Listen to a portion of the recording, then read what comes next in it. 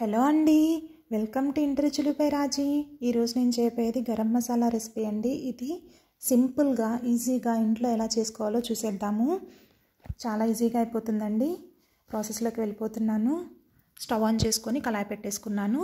కళాయిని లో ఫ్లేమ్లో పెట్టుకొని 1 కప్పు ధనియాలు వేసుకుంటున్నాను. ఈ ధనియాలని దూర రంగు వచ్చేంత వరకు ఫ్రై చేసుకోవాలి. లో ఫ్లేమ్లోనే ఫ్రై చేసుకోవాలండి, హై ఫ్లేమ్ అసలు పెట్టకూడదు. ధనియాలు మాడిపోవడం వల్ల టేస్ట్ బాగుండదు.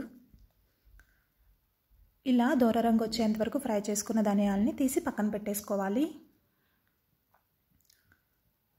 ఇప్పుడు అదే కళాయిలో 1/2 కప్పు లవంగాలు వేసుకుంటున్నాను. ధనియాలు 1 కప్ తీసుకున్నాను కాబట్టి 1/2 కప్పు మెజర్తో వేసుకుంటున్నాను. 1/2 కప్పు ధనియాలు, 1/2 కప్పు దాల్చిన చెక్క, ఇంకా 1/2 కప్పు కన్నా కొంచెం తక్కువగా యాలకులు.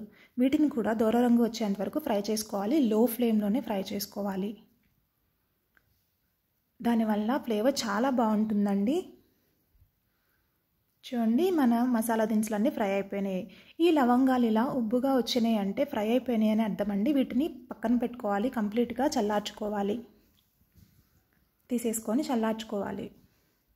తరువాత మిక్సీ జార్లో మనం ఫ్రై చేసుకున్న మసాలా దినుసులు అన్నిటినీ వేసేసుకోవాలి. వేసుకొని వీటిని మెత్తటి పౌడర్ లాగా బ్లెండ్ చేసుకోవాలి. చూడండి, ఇలా మెత్తటి పౌడర్ లాగా చేసుకోవాలి. బరక లేకుండా ఇలా పౌడర్ చేసుకోవాలి.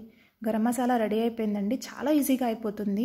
ఇది వెజ్, నాన్ వెజ్ ఏ కర్రీస్కైనా సూపర్గా సెట్ అవుతుంది. బిర్యానీల్లో కూడా సూపర్గా సెట్ అవుతుందండి.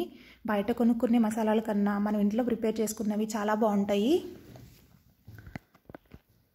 ఈ గరం మసాలా 2 to 3 months నిల్వ ఉంటుందండి. ఎయిర్ టైట్ కంటైనర్లో స్టోర్ చేసుకుంటే నిల్వ ఉంటుంది.